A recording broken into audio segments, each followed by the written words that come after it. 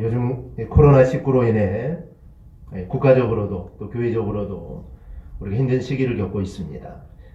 국가적으로는 6.25 때도 선거를 했는데 이대로 가면 또 선거를 연기할 수도 있다라는 이런 말들이 또 나오고 있습니다. 교회적으로도 6.25 때도 또 일제강점기에도 예배를 드렸는데 요즘 이 코로나19로 인해 주일 예배를 드리지 못하는 교회가 수두룩합니다. 천주교는 모든 교구가 미사를 다 중단한 상태입니다. 법당도 마찬가지죠. 이러한 여파가 교회로도 밀려오려고 합니다. 코로나19 사태가 정말 하루빨리 진정이 되어서 우리가 주일 예배만큼은 정말 드리지 못하는 일들이 일어나지 않도록 우리가 기도해 주시기를 바랍니다. 대구에서 이 카페와 함께 교회 사역을 하는 동기 목사님이 계십니다. 그래서 걱정이 돼서 전화를 했더니 받자마자 살아 있습니다 라고 이렇게 말을 합니다. 주일 예배는 아예 드리지 못하고 카페도 문 닫은 지 오래고 이렇게 배달만 하고 있다 라고 이렇게 말을 합니다. 한국의 모든 교회들의 현 주소입니다. 교회들이 모두 힘들어합니다. 그 이유는 바로 이 예배 때문입니다.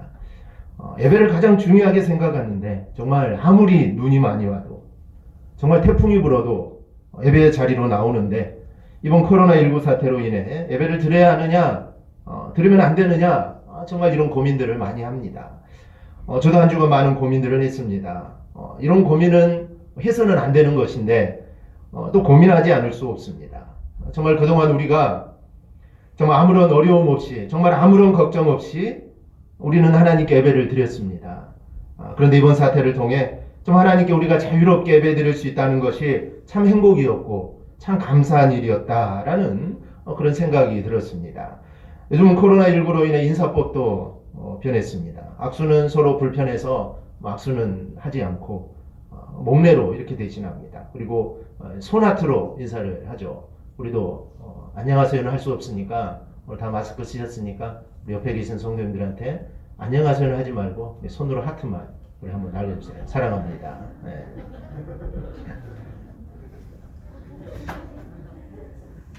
러시아의 대문호인 이 도스토프예프스키는 26세가 되던 해에 국가 내란 음모죄로 사형 선고를 받습니다. 그리고 영하 50도가 되는 추운 겨울에 사형장으로 끌려가게 됩니다. 이제 마지막 순간이 되었습니다. 사형 집행까지 이제 5분이 남았습니다. 이 도스토예프스키는 사형되는 순간까지 이 5분을 내가 어떻게 쓸까 이렇게 생각을 하다가 이분은 자기를 마지막으로 보러 온 친구들과 인사를 나누고 그리고 나머지 2분간은 내가 이제까지 살아온 28년간을 돌아보는데 그리고 나머지 1분은 아름다운 자연을 내가 마지막으로 한번 보는 데 쓰자라고 이렇게 생각을 합니다. 그래서 자신을 마지막으로 보러 온 친구들과 인사를 나누었습니다.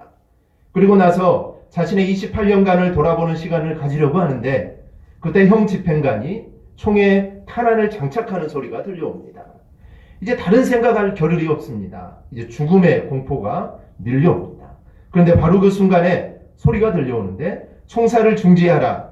도스토예프스키를 총살시키지 말고 시베리아로 유배시키라는 황제의 명령이시다. 이 소리가 들려옵니다. 즉 생사의 순간에 생명을 건집니다. 그리고 시베리아로 가서 유배 생활을 하면서 그는 남은 생애를 마치 남은 5분간처럼 정말 귀하고 뜻있게 정말 금쪽같이 생활을 하게 됩니다. 그래서 바로 그 유배 생활을 하면서 그가 쓴 작품들이 정말 명작들이죠. 가난한 사람들, 백치, 죄와 벌, 카르마조프의 형제들 정말 수많은 세계적인 명작들을 그가 유배지에서 그 남은 생애를 마치 5분처럼 지내는 그 순간에 그가 이렇게 하게 됩니다. 고대 로마 철학자 세네카는 내가 가진 시간을 모아서 저축하라 라는 말을 했습니다. 그런데 시간은 저축할 수 있는 게 아닙니다. 한번 지나가면 이 시간은 다시 만들어낼 수 없습니다. 조금씩 아껴 쓰고 남는 것을 어디에다 쌓아둘 수 없는 게 바로 시간입니다. 그럼에도 불구하고 이 세네가가 내가 가진 시간을 모아서 저축하라는 이 말이 허투루 들리지 않습니다. 잭슨 브라운은 시간이 충분하지 않다고 말하지 마라. 당신은 매일 헬렌 켈러, 파스테르, 미켈란젤로, 테레사 수녀, 레오나르도 다빈치, 토머스 제퍼슨, 아인슈타인과 같은 시간을 얻는다라고 말을 합니다. 즉 우리는 그들과 똑같은 시간을 우리는 보내고 있습니다. 이 철학자 그리고 이 격언들은 모두 시간의 귀중함을 이런 식으로 표현을 합니다. 따라서 우리는 이런 명언을 접할 때마다 내가 시간을 잘 해나가고 있는가, 여기에 대해 우리가 진지하게 우리가 점검을 하게 됩니다. 시간은 누구에게나 공평하게 주어집니다. 하지만 주어진 시간을 정말 어떤 식으로 요리하느냐에 따라서 나의 미래를 풍요롭게 해줄 만찬이 되기도 하고, 또는 나의 배를 굶주리게 하는 모래시계가 되기도 합니다. 성경도 시간을 아주 중요하게 말씀합니다. 대표적으로 오늘 본문을 보면 세월을 아끼라 라고 말씀을 합니다. 형식적인 면에서 볼 때 이 시간을 아껴 저축하라는 이 세네카의 말과 이거 크게 다르지 않습니다. 이렇듯 시간의 중요성은 동서고금을 막론하고, 그리고 신앙인과 이 비신앙인을 막론하고 모두에게 똑같이 적용되는 것입니다. 이처럼 시간은 정말 중요합니다. 따라서 성도인 우리는 시간을 정말 소중하게 우리는 생각해야 합니다. 본문에서 세월을 아껴야 할 이유에 대해 16절을 보면 때가 악하기 때문이다 라고 말을 합니다. 즉 너희가 시간을 아껴야 되는 이유는 지금 때가 악하다라는 것입니다. 좋은 시절에는 무엇이든지 용서가 됩니다. 너그러움이 다 작동이 되죠. 하지만 좋지 않은 시기에는 작은 오차도 허용이 되지 않습니다. 지금은 코로나19 사태를 보더라도 우리가 알 수가 있습니다. 평상시에는 조금 늦게 조사하고 알려주지 않고 속여도 그렇게 크게 문제가 되지 않습니다. 그런데 지금은 늦게 조사하고 갔는데 안 갔다 왔다 하면은 이거는 큰 문제가 되는 것입니다. 그런데 성경은 지금은 상황이 좋지 않은 것이 아니라 지금 상황은 정말 악하다라고 표현을 합니다. 이런 시대에 우리 성도는 시간을 잘 활용해야 합니다. 때에 관한 바울은 이미 서신 초반부 2장 2절에서 공중의 권세 잡은 자, 곧 사탄이 세상을 장악하고 있다라고 말씀을 합니다. 사탄이 장악하고 있는 이 시대에 우리가 아무런 생각 없이 살아간다면 우리는 사탄의 영향에서 우리는 벗어날 수 없습니다. 시간 활용에 대해서 특히 그렇습니다. 공중의 권세 잡은 자, 사탄은 우리가 시간관념 없이 또 세월에 대한 관념 없이 그냥 살기를 원합니다. 그래야 아무것도 하지 않은 채 그냥 시간을 낭비하다가 허튼데 우리의 마음을 쏟게 되기 때문입니다. 그리고 그렇게 시간을 낭비하는 것이 곧 하나님의 뜻을 거스르는 것이 되기 때문입니다. 사탄은 될 수 있는 대로 우리에게 아무런 자극도 받지 않게 하려고 합니다. 그래서 성도인 우리는 정신을 차려서 이 세월을 아껴야 하는 겁니다. 우리는 때가 악하다라는 표현에서 이 때라는 표현도 우리가 좀 주의해서 살펴봐야 합니다. 성경에서 때라는 말은 결국 종말을 염두에 두고 사용하는 단어입니다. 1차적으로는 현 시점을 말하지만 넓게 보면 종말의 때를 가르칩니다. 그래서 본문 다음 장인 6장 11절에 보면 마귀의 관계를 능히 대적하기 위하여 하나님의 전신갑주를 입으라 라는 말씀이 있는데, 이것은 바로 종말의 때를 살아가는 우리를 향하여 말씀하시는 겁니다. 즉 마지막 때, 바로 그 때를 살아가는 너희들은 하나님의 전신갑주를 입고 너희는 살아가야 된다라는 겁니다. 따라서 성경에서 이 때라는 단어가 나오면 우리는 반사적으로 종말론적인 삶이 나올 수밖에 없습니다. 이 종말론적인 삶이란 종말이기 때문에 모든 게 끝났다는 것이 절대로 아닙니다. 이제 다 끝났으니 내 마음대로 살아야겠다, 이제 열심히 믿는다고 뭐가 달라지겠어, 이런 삶이 종말론적인 삶이 절대로 아닙니다.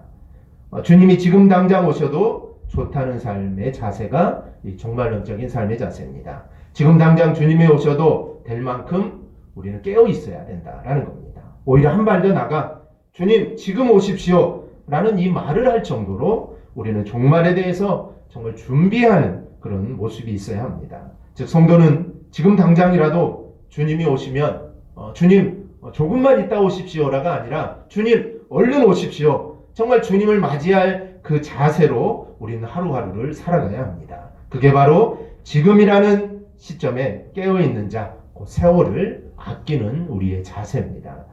세월을 아껴야 할 이유가 지혜라는 점도 우리가 생각해 봐야 됩니다.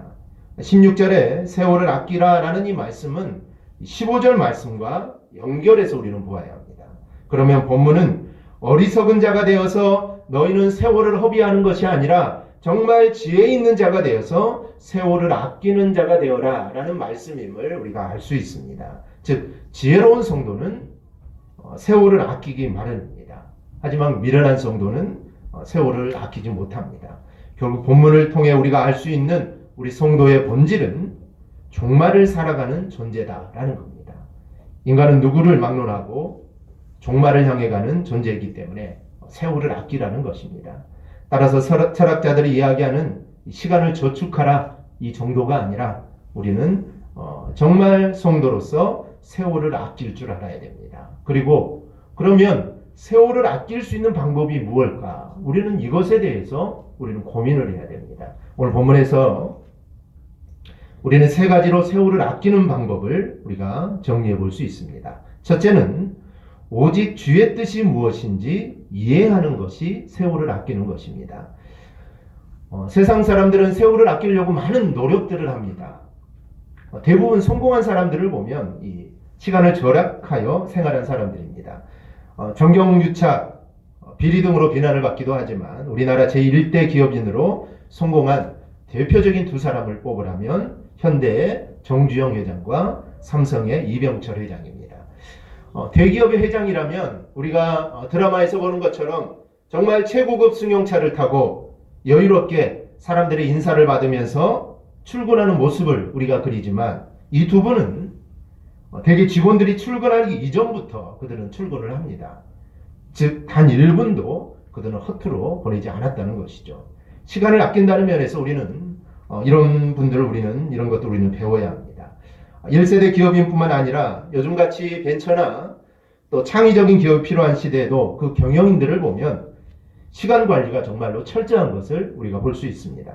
또한 요즘 젊은 사람들은 이 점심을 먹지 않는 경향들이 많다고 합니다. 점심값이 없어서 점심을 먹지 않는 것이 아니라 이 자기 개발에 투자할 시간을 찾다 보니 이 점심시간밖에 없다는 것입니다. 그래서 밥 먹는 시간도 아까워서 정말 되도록이면 간편식으로 먹거나 아니면 아예 점심을 거르고 자기 개발에 시간을 투자한다는 것입니다. 이렇게 자기 개발을 하지 않으면 변화하는 시대에 부응하면서 살 수 없다라는 생각입니다.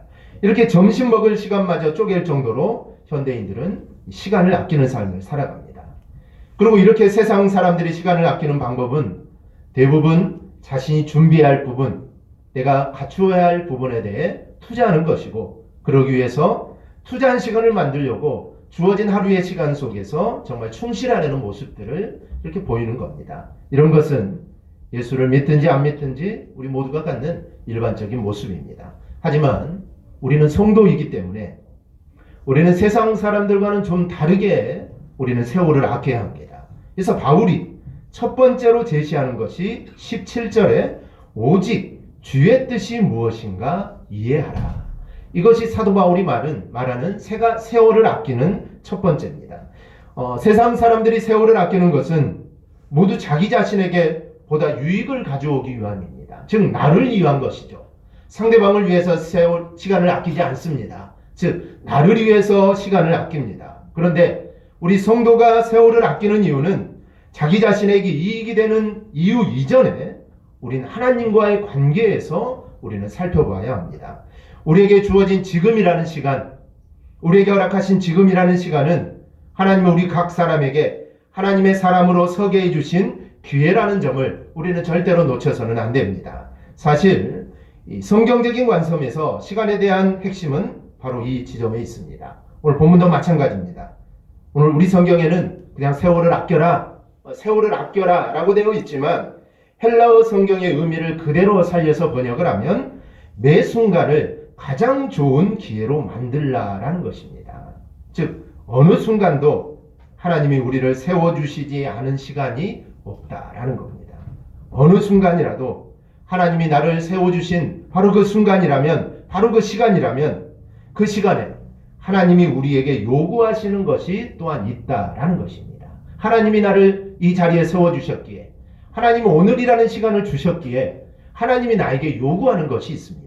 결국 우리는 우리에게 주신 시간은 바로 그것을 이룰 기회로 우리한테 하나님이 주신 겁니다. 이렇게 보면 시간이라는 것은 이 물리적으로 볼 것이 아니라 우리는 시간을 하나님과의 관계적인 면에서 우리는 봐야 합니다. 그러니 우리는 시간을 정확하게 나를 부르신 목적을 이루는데 내가 사용하고 있는지 내 자신을 우리는 돌아봐야 합니다. 그래서 바울은 오직 주의 뜻이 무엇인가 너희는 이해하라 라는 겁니다. 오늘 하루라는 시간을 봤을 때 하나님께서 오늘 하루의 시간을 통해 나에게 이루고자 하시는 일이 있을 겁니다. 그래서 나에게 시간이라는 기회를 주신 겁니다. 그런데 하나님의 뜻을 우리가 헤아리지 못한다면 결국 그 뜻을 이룰 기회를 우리는 날려버리는 것입니다. 즉, 점심을 굶어가면서 자기 개발을 하고 정말 시간을 아껴서 쪼개서 정말 생활을 한다고 하지만 그 하루라는 시간에 하나님이 나에게 어떤 기회를 주셨는데 하나님의 뜻이 있는데 그것을 만약에 이루지 못했다면 그렇게 시간을 쪼개서 잘 활용했지만 결국 그 기회를 우리는 날려버리는 것이 됩니다. 그렇다고 조바심으로 살라는 것은 아닙니다. 이렇게 살면 하나님의 뜻대로 사는 것일까 아닐까 이렇게 살라는 것이 아닙니다. 하나님이 세워주신 그 시간에 맞는 모습으로 내가 감당하고 있냐는 관점에서 그 기회를 최대한의 것으로 우리가 만들라는 겁니다. 그러기 위해서 필수적으로 필요한 것이 있는데 하나님의 뜻이 무엇인가 이해하는 것입니다. 그런데 하나님의 뜻을 이해하라는 말씀은 그냥 암기하고 있으라는 말씀이 아닙니다. 논리적으로 또 잘 설명할 수 있어야 한다는 말씀도 아닙니다. 하나님의 뜻을 자신의 삶에서 구현시키는 삶을 살아야 하나님의 뜻을 제대로 이해하고 있는 겁니다. 그런 자가 바로 세월을 지혜롭게 아끼는 것입니다. 그렇지 않으면 마치 하나님이 사랑하라는 하나님 말씀을 아는데 그냥 알고만 있고 실제로 행하지 않는 것과 똑같습니다. 그럼 마음속에 간직하고 있는 정말 내 마음속에 불타고 있는 이 사랑하라는 이 말은 아무런 의미가 없습니다. 이거는 아무런 가치가 없는 겁니다. 즉 알고 있는 그것이 행동으로 나와야 합니다. 그럴 때 세월을 아끼는 것이 되는 겁니다. 왜냐하면 하나님이 정말 내가 사랑할 수 없는 사람이 있는데 이 사람만은 내가 도저히 사랑할 수 없는 사람이 있는데 나를 그 사람에게 보내셨습니다. 그러면 하나님께서 지금 나에게 기회를 주신 겁니다. 즉 그 사람을 사랑하고 그 사람을 용서할 수 있는 이 시간이라는 기회를 지금 나에게 허락한 겁니다. 그런데 내가 그 기회를 깨닫고 그 사람을 용서하고 내가 사랑한다면 하나님이 주신 기회를 내가 잘 활용한 것이고 지금 내가 세월을 아끼고 있는 겁니다. 그런데 그렇지 못하고 내가 깨닫지 못한다면 지금 나는 세월을 헛되게 보내고 있는 것입니다. 그러므로 오늘 말씀을 듣는 저와 저를 포함한 우리 모두가 정말 우리 하루하루의 삶 속에서 정말 하나님의 뜻이 무엇인가를 우리가 깨닫고 우리의 세월을 아끼는 우리 모든 성도들이 되기를 주님의 이름으로 축원합니다. 둘째는 술 취하지 않고 성령의 충만함을 받는 것이 세월을 아끼는 것입니다. 술 취한다는 것이 뭘까요? 이것은 단순히 술을 먹지 말라는 의미가 아닙니다. 술 취함이 의미하는 것은 세상에 빠져 들어가는 것을 말합니다. 성도이면서 여전히 세상에 빠져 들어가는 삶을 살면 하나님이 주신 기회를 허비하는 자가 되고 맙니다. 따라서 성도는 절대로 세상에 빠져 들어가는 삶을 살아서는 안 됩니다. 우리가 세상과 함께 살아가지만 거기에 빠져 들어가서는 안 된다는 것이죠. 18절 하반절에 말씀하신 대로 오직 성령으로 우리는 충만함을 받아야 합니다. 그러므로 성도는 항상 깨어서 기도해야 합니다. 하나님, 종에게 성령을 충만히 부어주세요. 우리는 이렇게 기도해야 됩니다. 즉 세상이 힘들 때 이렇게 기도해야 되고 유혹을 받을 때도 이렇게 기도해야 됩니다. 나약해지고 나태해질 때 우리는 이렇게 기도해야 됩니다. 그러면 하나님께서는 이렇게 구하는 자에게 반드시 성령의 충만함을 부어주실 줄 믿습니다. 그리고 성령님은 우리에게 하나님의 뜻이 무엇인지 깨닫게 하시는 분이 성령님입니다. 그러니 우리가 하나님의 뜻이 무엇인지를 알기 위해서는 우리가 반드시 성령을 구해야 됩니다. 또한 성령님은 우리에게 말씀이 이루어지게 하시는 지혜가 되십니다. 단지 지식을 알게 하시는 것이 아니라 정말 말씀이 나의 삶 속에서 이루어지게 하시는 역사가 바로 이 성령님의 역사입니다. 그러니 우리는 성령을 구해야 합니다. 사랑하는 여러분, 우리는 술 취할 때가 아닙니다. 즉 세상이 취할 때가 아닙니다. 우리에게 주신 하나님의 특별한 기회가 정말 최대한으로 활용되어지기 위하여 우리는 기도로 우리는 성령 충만을 우리는 받아야 합니다. 셋째로 깨어서 예배하는 자리에 있는 게 세월을 아끼는 것입니다. 19절 20절을 보면 시와 찬송과 신령한 노래들로 서로 화답하며 너희의 마음으로 주께 노래하며 찬송하며 범사의 우리 주 예수 그리스도의 이름으로 항상 아버지 하나님께 감사하며 라고 합니다. 즉 신령한 노래로 하나님을 찬송하고 범사의 하나님께 감사하는 것을 한마디로 이야기한다면 바로 이 예배입니다. 세월을 아끼는 방법 중 하나는 바로 예배자가 되는 것입니다. 그런데 이 예배는 오늘 우리가 모여서 드리는 이 예배만을 의미하지 않습니다. 우리의 삶 자체가 예배가 돼야 됩니다. 즉 이것은 구분되어서는 안 됩니다. 예배 시간에는 정말 가장 거룩한 자였다가 교회 문을 나서면 세상적인 사람이 되는 것은 하나님을 무시하는 행동입니다. 하나님께 예배 드리는 것은 예배 시간만 이야기하는 것이 아닙니다. 즉 삶 자체를 이야기하는 것입니다.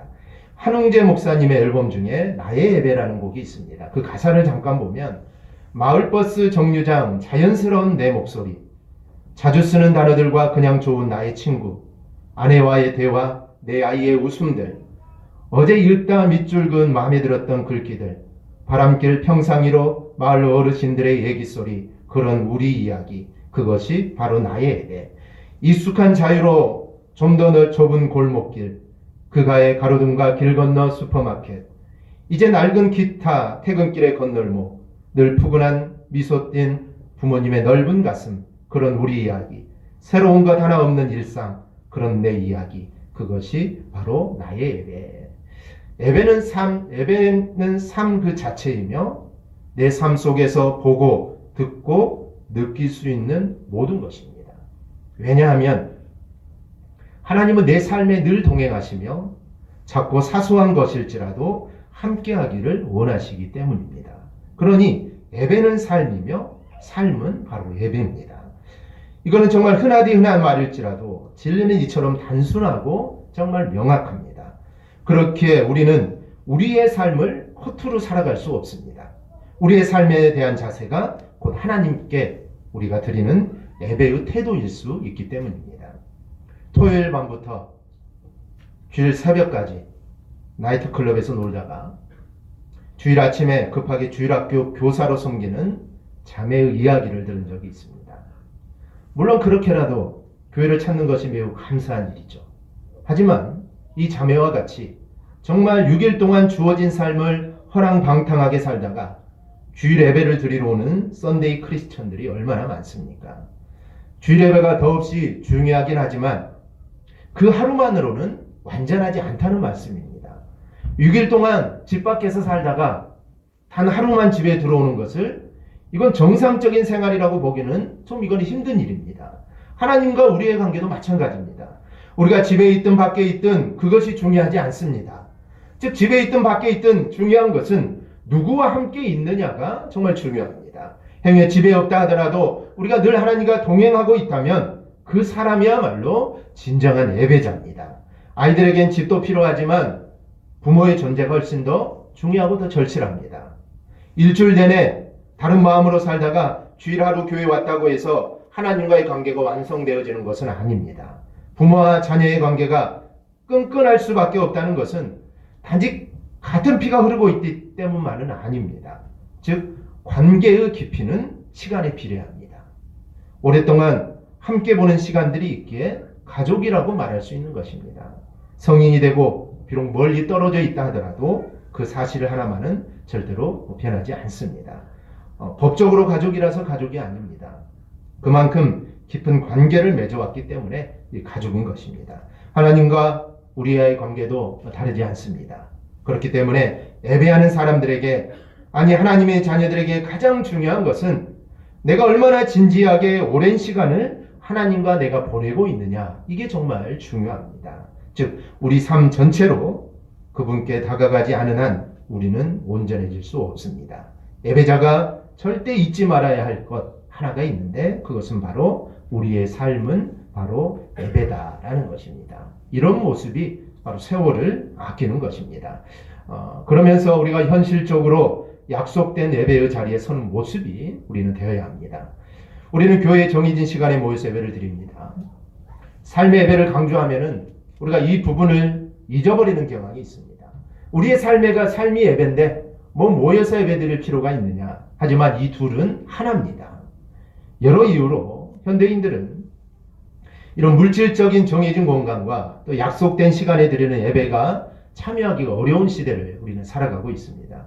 그런데 세월을 아끼는 방법은 다른 게 아닙니다. 그 시간과 장소를 정말 귀하게 여겨서 우리가 참여하는 것, 이것이 바로 세월을 아끼는 것입니다. 이것은 단순히 예배에 참석하는 시간이나 횟수만을 이야기하지 않습니다. 하나님께 예배하는 자는 세상에서 사람들에게 서로 복종하는 자세가 나오기 마련이라고 오늘 본문은 말씀을 합니다. 21절입니다. 그리스도를 경외함으로 피차 복종하라. 즉 진정한 예배자는 그리스도를 경외하기 때문에 서로 피차 복종하게 되어 있습니다. 그 이외로 다음 절부터 아내와 남편에 관해서 이야기를 합니다.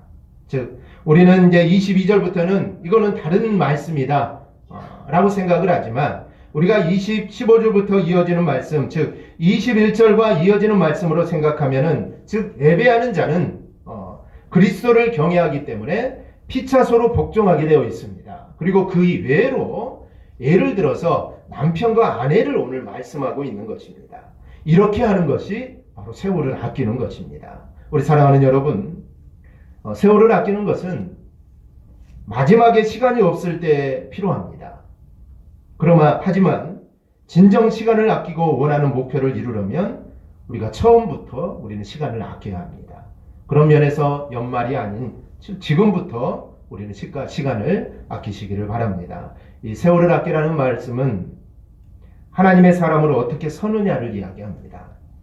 우리가 2020년 여러분들이 계획한 것들이 있을 겁니다. 그것을 이루려면 당연히 시간을 아껴야 합니다. 시간을 아끼지 않고 내가 계획한 것들은 이룰 수 없습니다.